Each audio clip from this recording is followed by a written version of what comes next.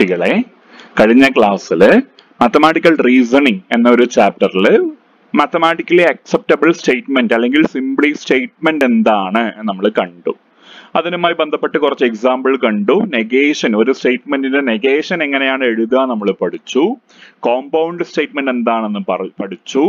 Okay, അതേപോലെ തന്നെ ഒരു സ്റ്റേറ്റ്മെന്റിന്റെ കോൺവേഴ്സ് എന്താണ്, കോൺട്രാപോസിറ്റീവ് എന്നുകൊണ്ട് ഉദ്ദേശിക്കുന്നത് എന്ത് നമ്മൾ ചർച്ച ചെയ്തു. ഇന്നത്തെ ക്ലാസ്സിൽ നമുക്ക് നോക്കാനുള്ളത് ഒരു സ്റ്റേറ്റ്മെന്റിന്റെ വാലിഡിറ്റിയെ കുറിച്ചാണ് നമുക്ക് ചർച്ച ചെയ്യാനുള്ളത്. നമുക്കറിയാം വാലിഡിറ്റി കൊണ്ട് ഉദ്ദേശിക്കുന്നത് എന്ത് നമുക്കറിയാം. വാലിഡിറ്റി എന്ന് പറഞ്ഞാൽ പിന്നെ സ്റ്റേറ്റ്മെന്റിന്റെ വാലിഡിറ്റി കൊണ്ട് ഉദ്ദേശിക്കുന്നത് എന്ത് എന്ന് നമുക്ക് ഒരു എക്സാമ്പിളിലൂടെ നമുക്കൊന്ന് നോക്കാം. ഉദാഹരണത്തിന് ഈ ഒരു സ്റ്റേറ്റ്മെന്റ് നിങ്ങളൊന്ന് നോക്കൂ. ഈ ഒരു സ്റ്റേറ്റ്മെന്റ് നിങ്ങളൊന്ന് നോക്കൂ. If x is a real number such that x cube plus 4x equal to 0 then x is 0 എന്നാണ് ഈ സ്റ്റേറ്റ്മെന്റ് പറയുന്നത്. എന്താ അതിന്റെ അർത്ഥം?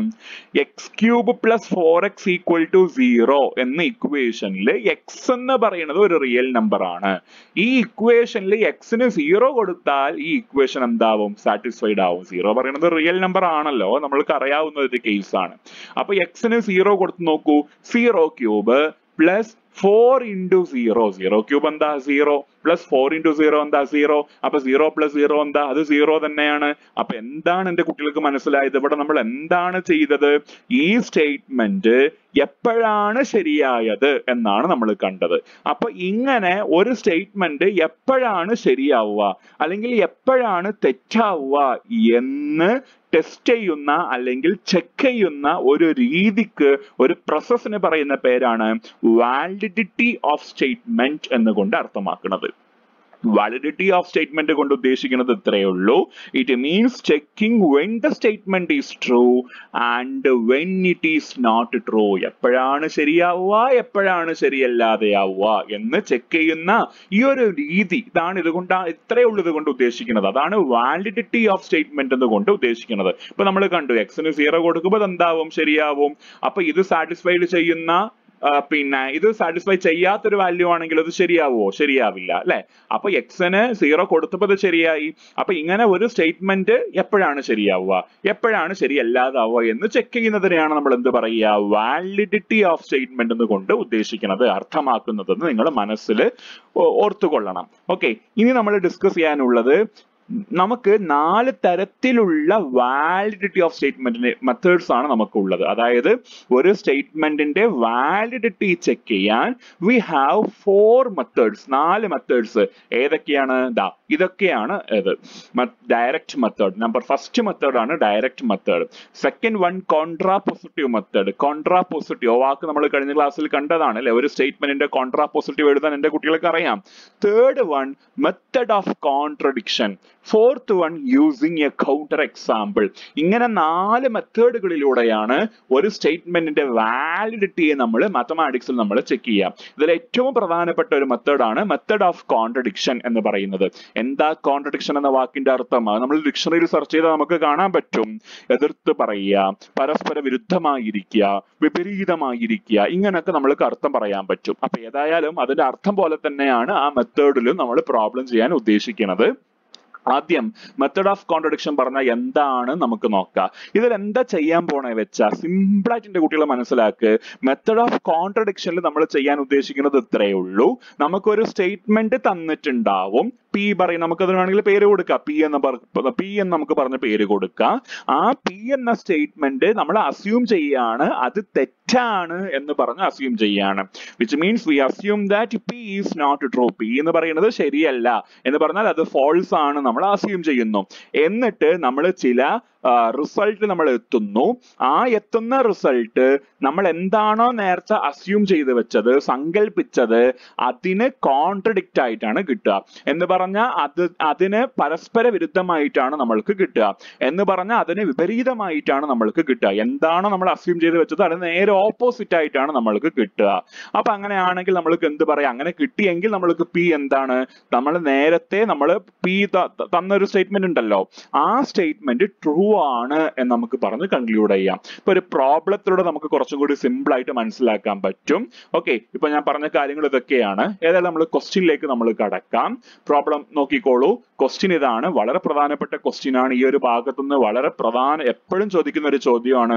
√2 is irrational by method of contradiction, verify by method of contradiction, അല്ലെങ്കിൽ prove that by using method of contradiction √2 is irrational, √3 is irrational, √5 is irrational എന്ന് എപ്പോഴും പരീക്ഷയ്ക്ക് ചോദിക്കുന്നതാണ്. ശ്രദ്ധയോടുകൂടി കേട്ട് മനസ്സിലാക്കണം. ഓക്കെ, അപ്പൊ ഏതായാലും ഈ ഒരു പ്രോബ്ലം നമ്മൾ ചെയ്യാൻ പോവാ. ഏത് മെത്തേഡ് ഉപയോഗിച്ച്? മെത്തഡ് ഓഫ് കോൺട്രഡിക്ഷൻ ഉപയോഗിച്ച് നമ്മൾ ചെയ്യാൻ പോവാ. ശ്രദ്ധയോടെ കേട്ടിരിക്കണം, ഓരോ സ്റ്റെപ്പ് നിങ്ങൾ ശ്രദ്ധയോടെ കേട്ടിരിക്കണം. ഓക്കെ, ഏതായാലും നമ്മൾ തുടങ്ങാൻ പോവാ. അതിന് ആൻസർ നമ്മൾ എത്താൻ പോവാ. ആദ്യം നമ്മൾ ചെയ്യേണ്ടത് തന്നിരിക്കുന്ന സ്റ്റേറ്റ്മെന്റ് എന്താ? പി എന്ന് പറഞ്ഞിട്ട് √2 ഈസ് ഇറാഷണൽ. നമ്മൾക്ക് അതാണ് തന്നിരിക്കുന്നത്. ഈ മെത്തഡ് ഓഫ് കോൺട്രഡിക്ഷൻ ഞാനിപ്പോ തൊട്ട് മുമ്പ് പറഞ്ഞത് എന്താ? ഇത് തെറ്റാണ് അല്ലെങ്കിൽ ഇത് ഫോൾസ് ആണ് എന്ന് നമ്മൾ പറഞ്ഞ് കാണുന്നു. അതാണ് നമ്മളുടെ അസംഷൻ അല്ലെ? നമ്മളുടെ സങ്കല്പം എന്താ? ഈ പറഞ്ഞ സ്റ്റേറ്റ്മെന്റ് √2 ഈസ് ഇറാഷണൽ എന്ന സ്റ്റേറ്റ്മെന്റ് അത് ഫോൾസ് ആണെന്ന് നമ്മൾ സങ്കല്പിക്കുന്നു. We assume that the given statement is false എന്ന് നമ്മൾ അസ്യൂം ചെയ്യുന്നു. അസ്യൂം ചെയ്താൽ അതിന്റെ അർത്ഥം എന്താ? √2 ഈസ് ഇറാഷണൽ എന്നത് തെറ്റാണ് എന്ന് പറഞ്ഞാൽ √2 ഈസ് നോട്ട് ഇറാഷണൽ എന്നല്ലേ അതിന്റെ അർത്ഥം? എന്ന് പറഞ്ഞാൽ √2 ഈസ് നോട്ട് ഇറാഷണൽ, √2 ഇറാഷണൽ അല്ലെങ്കിൽ മക്കളെ അപ്പൊ പിന്നെ √2 ആരായിരിക്കും? അത് റാഷണൽ ആയിരിക്കും, അത് റാഷണൽ ആയിരിക്കും എന്ന് നിങ്ങൾ മനസ്സിൽ നന്നായിട്ട് ഉൾക്കൊള്ളണം. ഓക്കെ, √2 ഇറാഷണൽ അല്ല, അപ്പൊ √2 പിന്നെ ആരാ? √2 റാഷണൽ ആണ്. അപ്പൊ നമ്മുടെ സ്റ്റേറ്റ്മെന്റ് ഇങ്ങനായി, √2 ഈസ് റാഷണൽ ആയി. നമ്മൾ പഠിച്ചിട്ടുണ്ടല്ലോടാ മക്കളെ, ചെറിയ ക്ലാസ് മുതലേ നമ്മൾ കണ്ടതാണ്. റാഷണൽ എന്ന് പറഞ്ഞാൽ A number which is of the form a by b where a and b are integers b not equal to 0. അതിനെയാണല്ലോ നമ്മൾ എന്ത് പറയുക? റാഷണൽ എന്ന് പറയുക. അപ്പൊ √2 ഈസ് റാഷണൽ എന്ന് പറഞ്ഞാൽ മക്കളെ അർത്ഥം √2 ഈസ് റാഷണൽ എന്ന് പറഞ്ഞാൽ അതുകൊണ്ട് ഉദ്ദേശിക്കുന്നത് √2 എന്ന നമ്പറിനെ a by b ഫോമിൽ എഴുതുക എന്നല്ലേ? അപ്പൊ മാത്രമല്ല, അവിടെ ശ്രദ്ധിക്കണം, അവിടെ ഒരു വാക്ക് കൂടി ഞാൻ പറയുകയാണ്. ഈ ഒരു വാക്ക് ഞാൻ അവിടെ പറയാണ്. എന്താണ്? where a and b have no common factors എന്നൊരു വാക്ക് പറയുകയാണ്. എന്ന് പറഞ്ഞാൽ ഇവിടെ എഴുതിയ ഈ a by b യുടെ അർത്ഥം എന്താണെന്ന് ആദ്യം എന്റെ കുട്ടികളെ മനസ്സിലാക്കണം. ഉദാഹരണം വെച്ച് പറഞ്ഞു തരാം. നമ്മൾ എക്സാമ്പിൾ പറയുമ്പോൾ പെട്ടെന്ന് മനസ്സിലാവുമല്ലോ, അതുകൊണ്ട് എക്സാമ്പിൾ നോക്കിക്കോളൂ. ഇപ്പൊ ഞാൻ 1/2 എന്ന ഒരു റാഷണൽ നമ്പർ എടുത്തു. ഈ 1/2 എനിക്ക് 2/4 എന്ന് എഴുതാം. 2/4 ആണല്ലോ എന്ത്? 1/2. മാത്രമല്ല 20/40 എന്ന് എഴുതാ. അപ്പോഴും എന്തെന്നെയാ കിട്ടുക? 1/2 തന്നെയല്ലേ കിട്ടുക. അപ്പൊ ഈ 20/40 അല്ലെങ്കിൽ ഈ 2/4 ഇതിലുള്ള ഈ കോമൺ ഫാക്ടേഴ്സിനൊക്കെ ക്യാൻസൽ ചെയ്ത് അതിന്റെ ഏറ്റവും സിംപ്ലസ്റ്റ് ഫോം, അതിന്റെ കോമൺ ഫാക്ടേഴ്സ് ഇല്ലാത്ത ഒരു റാഷണൽ നമ്പർ ആണ് എന്ത്? 1/2. അതേപോലെ അങ്ങനെ കോമൺ ഫാക്ടേഴ്സ് ഒക്കെ ക്യാൻസൽ ചെയ്ത് അങ്ങനെ കോമൺ ഫാക്ടേഴ്സ് ഒന്നും ഇല്ലാത്ത ഒരു റാഷണൽ നമ്പർ ആണ് ആര്? നമ്മുടെ a by b എന്ന് പറയുന്ന റാഷണൽ നമ്പർ. മനസ്സിലായില്ല എന്റെ കുട്ടികൾക്ക്? അപ്പൊ വേറെ and B have no common factors എന്നൊരു കണ്ടീഷൻ കൂടി ഇവിടെ ഓർക്കണേ. ഇനി നോക്ക്, നമ്മളിവിടെ എന്താ ചെയ്യാൻ പോണേ? ഇവിടെ റൂട്ട് ഉണ്ട് അല്ലെ? ഈ സ്ക്വയർ റൂട്ട് നമ്മളത് ഒഴിവാക്കണം. അപ്പൊ നമ്മൾ എന്താ ചെയ്യുക? എപ്പോഴും സ്ക്വയറിംഗ് ദ ഇക്വേഷൻ. ഈ ഇക്വേഷൻ നമ്മൾ സ്ക്വയർ ചെയ്തു. സ്ക്വയർ ചെയ്താ നമുക്ക് ഇങ്ങനെയല്ലേ കിട്ടുക? √2 the whole square equal to a by b the whole square എന്ന് കിട്ടും.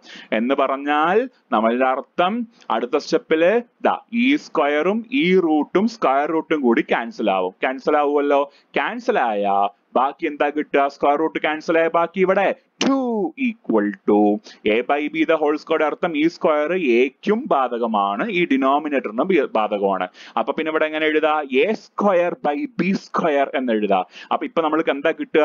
2 equal to a square by b square എന്നല്ലേ നമുക്ക് കിട്ടുക? അതാ 2 equal to a square by b square എന്ന് കിട്ടി. ഇനി നമ്മൾ എന്താ ചെയ്യാൻ പോണേ? വി ജസ്റ്റ് ക്രോസ് മൾട്ടിപ്ലിക്കേഷൻ നമ്മൾ അപ്ലൈ ചെയ്യാൻ പോവാ. ക്രോസ് മൾട്ടിപ്ലിക്കേഷൻ നമ്മൾ ചെയ്യാൻ പോവാ. 2നെ 2/1 എന്ന് എഴുതാലോ. 1 into a square a square, 2 into b square b square അല്ലെ? 2 into b square എന്ന് നമ്മൾ ക്രോസ് മൾട്ടിപ്ലിക്കേഷൻ ചെയ്തു. ക്രോസ് മൾട്ടിപ്ലിക്കേഷൻ ചെയ്യുമ്പോൾ ഇപ്പൊ നമ്മൾ എങ്ങനെ കിട്ടിയ നമ്മൾക്ക് സ്റ്റെപ്പ് കിട്ടുക? a square equal to 2b square എന്ന ഈ സ്റ്റെപ്പാണ് നമ്മൾക്ക് കിട്ടുക. മനസ്സിലാവുന്നുണ്ടോ? a square equal to 2b square എന്ന ഈ മനോഹരമായ സ്റ്റെപ്പാണ് നമ്മൾക്ക് കിട്ടുക. എന്റെ കുട്ടികളോട് ഒരു കാര്യം മനസ്സിലാക്കണേ. ഒരു നമ്പർ ഞാൻ പറയാ. 12 എന്ന് പറയുന്ന ഒരു നമ്പർ എടുത്തു. 12 എന്ന നമ്പറിനെ എനിക്ക് 3 into 4, അതൊരു രീതി, ഒരു റെപ്രസെന്റേഷൻ ആണ്. മാത്രമല്ല 12 എനിക്ക് വേണമെങ്കിൽ 1 into 12 എന്ന് എഴുതാം. തൽക്കാലം ഞാൻ 12 equal to 3 into 4 എന്ന് എഴുതാം. എഴുതാലോ. 3 into 4 ആണല്ലോ, 3 ഗുണം 4 ആണല്ലോ 12. 12 3 4s are 12, 3 4s are 12 ആണല്ലോ. So 12 can be written as 12 equal to 3 into 4 എന്ന് എഴുതി. മക്കളെ അങ്ങനെയാണെങ്കിൽ ഈ 3 എന്ന് പറയുന്നത് 12യുടെ ഫാക്ടർ ആണ് എന്ന് പറയാലോ. മാത്രമല്ല 4 എന്ന് പറയുന്നത് 12യുടെ ഫാക്ടർ ആണ് എന്ന് പറയാം. എങ്ങനെ? 12 equal to 3 into 4ല് 3 എന്ന് പറയുന്നത് 12യുടെ ഫാക്ടർ ആണെന്ന് പറയാം. അതേപോലെ 4 എന്ന് പറയുന്നത് ആരുടെ ഫാക്ടർ ആണ്? 12യുടെ ഫാക്ടർ ആണെന്ന് പറയാം. അപ്പൊ അതേപോലെ 12 equal to 2, ഒരു 2 രണ്ട് നമ്പേഴ്സ് ഇൻറ്റു ആയിട്ട് വന്നിരിക്കണേ. അപ്പൊ അതിന്റെ അർത്ഥം എന്താ? അവിടെ 12 equal to 3 into 4 എന്ന് കണ്ടു. അതുകൊണ്ട് നമ്മൾ പറഞ്ഞത് 3 is a factor of 12 എന്ന് പറഞ്ഞു. അതേ രീതിയിൽ ഇവിടെ a square equal to 2b square, 2 into b squareല് ഈ 2നെ നമ്മൾ പറയുക 2 is a factor of a square എന്നല്ലേ നമ്മൾ പറയുക. ഇങ്ങനെയല്ലേ നമ്മൾ പറയുക. ഇനി 2 factor of a square ആണെങ്കിൽ നമുക്ക് അവിടെ ഒരു സംശയവും ഇല്ലല്ലോ. എന്ത്? ദാ ഇത് പറയാൻ 2 is a factor of a എന്ന് നമുക്ക് പറയാൻ ഒരു സംശയമില്ലല്ലോ. എക്സാമ്പിൾ നോക്കിക്കോ. 2 is a factor of 36 ആണ്. അപ്പൊ പിന്നെ 2 is a factor of എന്തായിരിക്കും? 6 ആയിരിക്കുമല്ലോ. കാരണം 6 square ആണല്ലോ 36. അതുകൊണ്ട് call it as equation number 1. ഇതിനെ നമ്മൾ equation number 1 എന്ന് നമ്മൾ വിളിച്ചു. അങ്ങനെ 2 is a factor of a എന്ന് നമ്മൾ പറഞ്ഞു കിട്ടിയിട്ടുണ്ട്. ഇനി നമ്മൾ അടുത്ത സ്റ്റെപ്പിൽ എന്താ ചെയ്യാൻ പോണേ വെച്ചാ 2 is a factor, ഈ എക്സാമ്പിൾ നോക്ക്. 2 is a factor of 6 ഞാൻ നേരത്തെ പറഞ്ഞു അല്ലെ. അപ്പൊ അവിടെ ഈ 6നെ എങ്ങനെ എഴുതാ? 2 into 3 എന്ന് എഴുതാം. എങ്ങനെയാടാ മക്കളെ? 2 is a factor of 6 ഞാൻ നേരത്തെ പറഞ്ഞു. ആ പറഞ്ഞതിലെ 6നെ എനിക്ക് എങ്ങനെ എഴുതാ? 2 into 3 എന്ന് എഴുതാം. അതേപോലെ 2 is a factor of a എന്ന് പറഞ്ഞാൽ തൊട്ട് മുമ്പ് പറഞ്ഞതുപോലെ 6 is a factor of, അപ്പൊ a എന്ന് വെച്ചാൽ 6 equal to അല്ലേ. അപ്പൊ a equal to ആരവിടെ? 2 into ഒരു ഇൻഡിജർ. അപ്പൊ a equal to എന്ത് എഴുതാ? 2k. ഞാൻ ഇൻഡിജറിന്റെ പേര് കൊടുക്കുകയാണ്, k എന്ന് പേര് കൊടുക്കുന്നു. where k belongs to integer ആണ് എന്ന് പേര് കൊടുക്കുകയാണ്. ഇനി ഞാൻ അടുത്ത സ്റ്റെപ്പിൽ എന്താ ചെയ്യാൻ പോണേ? a equal to 2k എന്ന ഈ വാല്യൂനെ ഇവിടെ നോക്ക്. ഇവിടെ ഒരു എയുടെ ടേംസിലുള്ള ഒരു ഇക്വേഷൻ ഇല്ലേ? ഈ ഇക്വേഷനിൽ ഈ കാണുന്ന എക്ക് ഞാൻ ഈ ഒരു വാല്യൂവിനെ സബ്സ്റ്റിറ്റ്യൂട്ട് ചെയ്യാൻ പോവാ. അപ്പൊ നമ്മൾ അടുത്ത സ്റ്റെപ്പിൽ puttu a equal to 2k in a square equal to 2b square അങ്ങനെ സബ്സ്റ്റിറ്റ്യൂട്ട് ചെയ്യും. ദാ a കാണുന്ന അവിടെ 2k കൊടുക്ക്. അപ്പൊ കൊടുക്കുമ്പോ എന്താ വരിക? 2k the whole square equal to 2b square എന്ന ഈ സ്റ്റെപ്പ് അല്ലേ നമുക്ക് കിട്ടുക. ശരിയല്ലേ? ഇനി ഇവിടെ ഉള്ള ഹോൾ സ്ക്വയർ ശ്രദ്ധിക്കൂ. അത് 2നും കോമൺ ആണ്, kക്കും കോമൺ ആണ്. 2ന് കോമൺ ആകുമ്പോ 2 സ്ക്വയർ, 2 സ്ക്വയർ എന്താ? 4. അപ്പൊ 4k square equal to 2b square എന്ന ഈ സ്റ്റെപ്പ് നമുക്ക് കിട്ടും. മനസ്സിലാവുന്നുണ്ടോ? ഇതിൽ നിന്ന് നമുക്ക് തിരിച്ചു എഴുതാലോ. 4k square equal to 2b square എന്ന് പറഞ്ഞാലും 2b square equal to 4k square എന്ന് ഇങ്ങനെ പറഞ്ഞാലും രണ്ടും ഒരേ അർത്ഥമാണ്. ഓക്കെ, ഇനി നമുക്ക് ഈ 2 into 2 അങ്ങോട്ട് കൊണ്ടുപോ. അപ്പൊ എന്താ സംഭവിക്കുക? b square equal to 4k square by 2 എന്ന ഈ സ്റ്റെപ്പ് നമുക്ക് കിട്ടും. ശരിയല്ലേ? ഇവിടെ ഈ 4ഉം ഈ 2ഉം 4 by 2 എത്രയാ? 2. അപ്പോ b square equal to 2k square എന്ന് കിട്ടി. നോക്ക്, a square equal to 2b square എന്ന് പറഞ്ഞ പോലെ b square equal to 2k square എന്ന് കിട്ടി. അപ്പോ a square equal to 2b square ആയപ്പോ 2 is a factor of a square എന്ന് പറയാൻ പറ്റി. അതേപോലെ ഇതിനെ നമുക്ക് പറയാലോ. b square equal to 2k squareല് 2 is a factor of b square എന്ന് നമുക്ക് ഇങ്ങനെ പറയാൻ പറ്റുമല്ലോ. 2 is a factor of b square ആയതുകൊണ്ട് മക്കളെ 2 is a factor of b തന്നെയാണ്. Call it as equation number 2. എന്താ നോക്ക്, ഈ രണ്ട് ഇക്വേഷനിലും ഒന്ന് നോക്കിയേ. രണ്ട് സംഭവങ്ങളാണ് നമുക്കുള്ളത്. ഇവിടെ 2 is a factor of a, ഇവിടെയും 2 is a factor of b ആണ്. നമ്മൾ തുടക്കത്തിൽ പറഞ്ഞിരുന്നു എക്കും ബിക്കും ഹാവ് നോ കോമൺ ഫാക്ടർ, ഒരു കോമൺ ഫാക്ടറും ഉണ്ടാവില്ല. ഇപ്പൊ കിട്ടിയപ്പോഴോ ചെയ്ത് കുറെ സ്റ്റെപ്പ് ചെയ്ത് മുൻപോട്ട് വന്നപ്പോ എന്ത് കിട്ടി? എക്കും ബിക്കും കോമൺ ഫാക്ടർ ഉണ്ട്. ആരാ കോമൺ ഫാക്ടർ? ദാ ഇവനാണ്. ആരാ? 2 ആണ് കോമൺ ഫാക്ടർ എന്ന് നമുക്ക് പറഞ്ഞ് കിട്ടി. എന്താ അതിന്റെ അർത്ഥം? From 1 and 2 it is clear that a and b have common factors എന്ന് പറഞ്ഞു കിട്ടി. എയും ബിയും കോമൺ ഫാക്ടർ ഉണ്ട് എന്ന് പറഞ്ഞാ നമ്മൾ തുടക്കം a and b have no common factor എന്നാ തുടങ്ങിയത്. പക്ഷെ കിട്ടിയപ്പോഴോ a and b have common factors, അതായത് നമ്മൾ എന്താണോ തുടങ്ങിയത് അതിന് വിപരീതമായിട്ട്, അതിന് എതിർത്ത് പറയുന്ന പോലെ, അതിന് പരസ്പരം വിരുദ്ധമായ പോലെയാണ് നമ്മൾക്ക് കിട്ടിയത്. പറയുന്നത്. ഇതാണ് എന്ത് വിച്ച് ഈസ് കോൺട്രഡിക്ഷൻ. അതിനെയാണ് നമ്മൾ എന്ത് പറയുക കോൺട്രഡിക്ഷൻ. നമ്മൾ എന്താണോ തുടങ്ങിയത് അതിന് നേരെ എതിർത്തായി കിട്ടിയിരിക്കുന്നത്, ഓപ്പോസിറ്റ് ആയി കിട്ടിയിരിക്കുന്നത്, എതിർത്ത് പറയുന്ന പോലെയായി അല്ലെ. അപ്പൊ ഇതിനെ നമ്മൾ എന്താ പറയുക കോൺട്രഡിക്ഷൻ എന്നാണ് നമ്മൾ അതിനെ പറയുക. മനസ്സിലാവുണ്ടോ? അപ്പൊ കോൺട്രഡിക്ഷൻ എന്ന് പറഞ്ഞാൽ ഇപ്പൊ നമ്മൾക്ക് വിച്ച് ഈസ് കോൺട്രഡിക്ഷൻ നമ്മൾ എഴുതിയിട്ടുണ്ട്. കോൺട്രഡിക്ഷൻ പറഞ്ഞാൽ അതിനെ എതിർത്ത് പറയുന്ന പോലെയായി, പരസ്പര വിരുദ്ധമായി. അതുകൊണ്ട് തന്നെ നമ്മളുടെ അസംഷൻ, നമ്മൾ എന്താണോ അസ്യൂം ചെയ്തത് ആ അസ്യൂം ചെയ്തത് തെറ്റ് എന്ന് പറഞ്ഞാൽ കിട്ടി. നമ്മൾ ആര് അസ്യൂം ചെയ്തേ? നമ്മള് ഇതിനെയാണ് അസ്യൂം ചെയ്തത്. √2 ഈസ് റാഷണൽ പറഞ്ഞാൽ √2 equal to a by b where a and b have no common factor എന്നതാണ് നമ്മളുടെ അസംഷൻ. ആ സങ്കല്പം ഇവിടെ എന്തായി? തെറ്റായി. This shows that the assumption √2 is rational is wrong എന്ന് കിട്ടി. അത് തെറ്റാണെങ്കിൽ അപ്പൊ അതിന്റെ അർത്ഥം √2 എന്തായിരിക്കും? √2 റാഷണൽ അല്ല എന്നാണ്. അപ്പൊ പിന്നെ √2 റാഷണൽ അല്ലെങ്കിൽ പിന്നെ √2 ആരായിരിക്കും? ഇറാഷണൽ ആയിരിക്കും. എന്ത് രസമാണ് നോക്കുക അല്ലെ. Hence the statement √2 is irrational എന്ന് പറയുന്നത് ശരിയാണ്. എങ്ങനെ? അവസാനം ഒന്നും കൂടി ശ്രദ്ധിച്ചേ. √2 റാഷണൽ പറയുന്നത് തെറ്റ് എന്ന് പറഞ്ഞാൽ √2 റാഷണൽ അല്ല. അപ്പൊ √2 റാഷണൽ അല്ലെങ്കിൽ പിന്നെ √2 ആരാ? ഇറാഷണൽ ആണ് എന്ന് നമുക്ക് പറഞ്ഞു കിട്ടി. ഇതേപോലെ ഒരു പ്രോബ്ലം കൂടി നമുക്ക് നോക്കാം. ശ്രദ്ധിച്ചോളൂ, സ്ക്രീനിൽ ക്വസ്റ്റ്യൻ നോക്കൂ. √3 ഈസ് ഇറാഷണൽ. ആദ്യം നമ്മൾ അതിനെ സങ്കല്പിക്കുകയാണ്. √3 ഈസ് നോട്ട് ഇറാഷണൽ നമ്മൾ സങ്കല്പിക്കുകയാണ്. ബാക്കിയെല്ലാം അതേപോലെ തന്നെ. അങ്ങനെയാണെങ്കിൽ റാഷണൽ ആണെങ്കിൽ a by b ഫോമിൽ എഴുതുക. എക്കും ബിക്കും കോമൺ ഫാക്ടേഴ്സ് ഉണ്ടാവില്ല എന്നറിയാം. സ്ക്വയറിംഗ് ദ ഇക്വേഷൻ അപ്പൊ നമുക്ക് ഇങ്ങനെ കിട്ടും. Okay, a square equal to 3b square ആണെങ്കിൽ 3 ഡിവൈഡ്സ് a സ്ക്വയർ ആണ്. അപ്പൊ പിന്നെ 3 is a factor of a square ആണ്. ഡിവൈഡ്സ് എന്ന് പറയാം, കുഴപ്പമൊന്നുമില്ല. 3 is a factor of a square എന്ന് പറയാം. 3 is a factor of a, അതിന് ഇക്വേഷൻ നമ്പർ 1 എന്ന് വിളിച്ചു. അങ്ങനെയാണെങ്കിൽ a ന് നമ്മൾ 3k എന്ന് കൊടുക്കുന്നു. where k belongs to integer ആണ്. അതിന് നമ്മൾ സബ്സ്റ്റിറ്റ്യൂട്ട് ചെയ്യുന്നു. ഏത് ഇക്വേഷനിൽ? a square equal to 3b square എന്ന് ഇവിടെ സബ്സ്റ്റിറ്റ്യൂട്ട് ചെയ്യാണ്. അപ്പൊ നമുക്ക് ഇതാ ഇങ്ങനെയൊക്കെ പറഞ്ഞു കിട്ടും. എക്ക് നമ്മൾ 3k കൊടുക്കുമ്പോൾ 3k the whole square equal to 3b square എന്ന് കിട്ടും.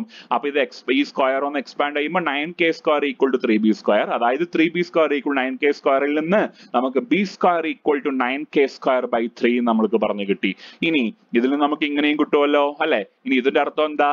3 divides b square. 3 is a factor of b square. അതായത് 3 is a factor of b. Called as equation number 2. From 1 and 2 it is clear that a and b have common factors. അതിന്റെ അർത്ഥം എന്താ? നമ്മൾ contradiction ആണ്. അതായത് √3 is rational എന്ന് പറയുന്നത് wrong ആണ് എന്ന് പറഞ്ഞാൽ √3 ആരാ? പിന്നെ ഇറാഷണൽ ആണ്. നമ്മൾ വളരെ സുന്ദരമായിട്ട് നമ്മൾ ഈ റിസൾട്ട് നമ്മൾ എന്ത് ചെയ്തു? പ്രൂവ് ചെയ്ത് എടുത്തു. ഓക്കെ, ഇനി ഒരു സ്റ്റേറ്റ്മെന്റ്, ഉദാഹരണത്തിന് ഒരു സ്റ്റേറ്റ്മെന്റ് കൺസിഡർ ചെയ്ത ഈ ഒരു സ്റ്റേറ്റ്മെന്റ് നിങ്ങളൊന്ന് ശ്രദ്ധിച്ചേ.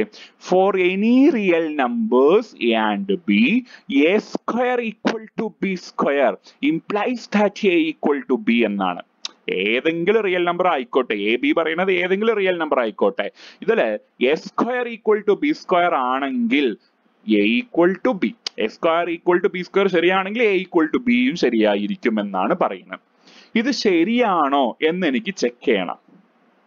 ഓക്കെ, ഇത് ശരിയാണോ എന്ന് ചെക്ക് ചെയ്യാൻ പോവാ. ഞാൻ ഇവിടെ ചെയ്യാൻ പോണത് എക്കും ബിക്കും ഏതെങ്കിലും ഒരു റിയൽ നമ്പർ കൊടുത്തിട്ടാണ് ചെക്ക് ചെയ്യാൻ പോണത്. തൽക്കാലം ഞാൻ എക്ക് -3 എന്നും ബിക്ക് ഞാൻ 3 എന്നും ഒരു റിയൽ നമ്പർ എടുത്തു. അങ്ങനെ എടുത്തപ്പോൾ സബ്സ്റ്റിറ്റ്യൂട്ട് ചെയ്യുമ്പോൾ A square equal to B square എന്നല്ലേ എന്ന് പറഞ്ഞാൽ എക്ക് -3യും ബിക്ക് എത്ര കൊടുക്കണം? 3 കൊടുക്കണം. അങ്ങനെ കൊടുക്കുമ്പോൾ നമ്മൾക്ക് ഈ ഒരു രീതിയിലാണ് കിട്ടുക. അതായത് എക്ക് -3 കൊടുത്തു, അപ്പൊ -3 the whole square equal to 3 square. -3 the whole square പറഞ്ഞാൽ 9 ഈക്വൽ ടു എന്താ? 9 തന്നെയാണ്. ഇത് ശരിയാണ്. A square equal to B square എന്ന ഭാഗം ശരിയാണ്. എന്നാൽ ഇവിടെ ഒരു കാര്യം നിങ്ങൾ ശ്രദ്ധിച്ചോ, A square equal to B square അത് ശരിയാണ്. അത് ശരിയാണെങ്കിൽ എ ഈക്വൽ ടു ബി എന്നതും ശരിയാണ് എന്നാണ്. ആണോ മക്കളെ? എ ഈക്വൽ ടു ബി ആണോടാ മക്കളെ? ഇല്ലല്ലോ. ഇവിടെ എയും ബിയും ഒരിക്കലും തുല്യമല്ല. കാരണം -3 ആണ് എ, ബി ആരാ? +3. അവ രണ്ടുപേരും ഒരിക്കലും തുല്യമാവില്ല. That means -3 is not equal to 3, that is A is not equal to B എന്നാ പറഞ്ഞു കിട്ടി. അപ്പോൾ നമ്മൾ ഇവിടെ എന്താ ചെയ്തേ? ഒന്ന് നേരെ ശ്രദ്ധിച്ചു നോക്ക്. ഈ പറഞ്ഞ സ്റ്റേറ്റ്മെന്റ് ഇവിടെ എന്തായി? തെറ്റായി. അതല്ലേ ഇതിന്റെ അർത്ഥം അല്ലെ? ഈ പറഞ്ഞ statement A square equal to B square implies that A equal to B എന്ന സ്റ്റേറ്റ്മെന്റ് തെറ്റായി. അപ്പൊ നമ്മൾ ഇവിടെ എന്താ കാണിച്ചേ? ഇത് തെറ്റാണ് തെറ്റാണെന്ന് കാണിക്കാൻ ഒരു ഉദാഹരണം കൊടുത്തു, ഒരു എക്സാമ്പിൾ നമ്മൾ കൊടുത്തു. ഇങ്ങനെ ഒരു സ്റ്റേറ്റ്മെന്റ് തെറ്റാണെന്ന് കാണിക്കാൻ നമ്മൾ കൊടുക്കുന്ന ഉദാഹരണത്തെ മാത്തമാറ്റിക്സിൽ വളരെ ബ്യൂട്ടിഫുൾ ആയി നമുക്കൊരു പേര് കൊടുക്കാം. ബ്യൂട്ടിഫുൾ ആയിട്ട് ഒരു പേര് കൊടുത്ത് നമ്മൾ വിശേഷിപ്പിക്കാറുണ്ട്. ഇതാണ് ആ പേര്, കൗണ്ടർ എക്സാമ്പിൾ എന്നാണ് പറയുക. ഒരു സ്റ്റേറ്റ്മെന്റ് തെറ്റാണെന്ന് കാണിക്കാൻ കൊടുക്കുന്ന ഉദാഹരണത്തിന് പറയുന്ന പേരാണ് എന്ത്? കൗണ്ടർ എക്സാമ്പിൾ എന്ന്. അപ്പൊ what is counter example? Giving an example of a situation where the statement is not valid. അതായത് അത് വാലിഡ് ആകാത്തത് എന്ന് വെച്ചാൽ അത് തെറ്റാണെന്ന് കാണിക്കാൻ കൊടുക്കുന്ന, തെറ്റായി വരുന്ന ഒരു ഉദാഹരണത്തിന് നമ്മൾ എക്സാമ്പിളിലൂടെ പറയുന്ന ഒരു എക്സാമ്പിൾ ആണ്. അങ്ങനെയുള്ള എക്സാമ്പിളിനെയാണ് നമ്മൾ എന്ത് പറയുക? കൗണ്ടർ എക്സാമ്പിൾ എന്ന് പറയുക. ഒന്നും കൂടി, കൗണ്ടർ എക്സാമ്പിൾ എന്ന് പറഞ്ഞാൽ ഒരു സ്റ്റേറ്റ്മെന്റ് തെറ്റാണെന്ന് കാണിച്ചു കൊടുക്കാൻ നമ്മൾ കൊടുക്കുന്ന മാത്തമാറ്റിക്കലി ഉള്ള ഒരു എക്സാമ്പിൾ. അത് തെറ്റാണെന്ന് ഒരു ഉദാഹരണം കാണിക്കുകയാണ്. ആ ഉദാഹരണത്തിന് പറയുന്ന പേര്, ആ എക്സാമ്പിളിന് പറയുന്ന പേരാണ് what is that? Counter example എന്ന് പറയുക. ഓക്കെ, അപ്പൊ വളരെ രസമാണ് അല്ലെ? ഇതൊക്കെ നമ്മൾ അറിഞ്ഞിരിക്കേണ്ടതാണ്. മാത്തമാറ്റിക്സ് പഠിക്കുമ്പോൾ നിർബന്ധമായി നമ്മൾ അറിഞ്ഞിരിക്കേണ്ടതാണ്. തൊട്ടുമുമ്പ് നമ്മൾ പഠിച്ച പ്രൂഫ്, പിന്നെ ബൈ ഏതാണ്? കോൺട്രഡിക്ഷനിൽ നമ്മൾ പ്രൂവ് ചെയ്തല്ലോ, അതായത് മെത്തഡ് ഓഫ് കോൺട്രഡിക്ഷൻ. മാത്തമാറ്റിക്സിലെ ഒരുപാട് റിസൾട്ടുകൾ, ഭൂരിപക്ഷം റിസൾട്ടുകളും ആ മെത്തഡ് ഓഫ് കോൺട്രഡിക്ഷനിലൂടെയാണ് പ്രൂവ് ചെയ്തെടുത്തത്. ഒരുപാട് റിസൾട്ടുകൾ നമ്മൾക്ക് അങ്ങനെ ആ രീതിയിൽ പ്രൂവ് ചെയ്തെടുക്കാൻ പറ്റും. വളരെ രസമുള്ള ഒരു ചാപ്റ്റർ ആണ്. അപ്പൊ തൽക്കാലം ഈ ചാപ്റ്റർ ഇവിടെ നമുക്ക് വൈൻഡ് അപ്പ് ചെയ്യാം. ടെക്സ്റ്റ് ബുക്ക് ഇതുമായി ബന്ധപ്പെട്ട ഒരുപാട് പ്രോബ്ലംസ് ഉണ്ട്. അതിന്റെ കുട്ടികൾ സമയം കണ്ടെത്തിക്കൊണ്ട് തന്നെ വർക്ക്ഔട്ട് ചെയ്യണം. ഓക്കെ, ബാക്കി നമുക്ക് അടുത്ത ക്ലാസ്സിൽ ചർച്ച ചെയ്യാം. Thank you.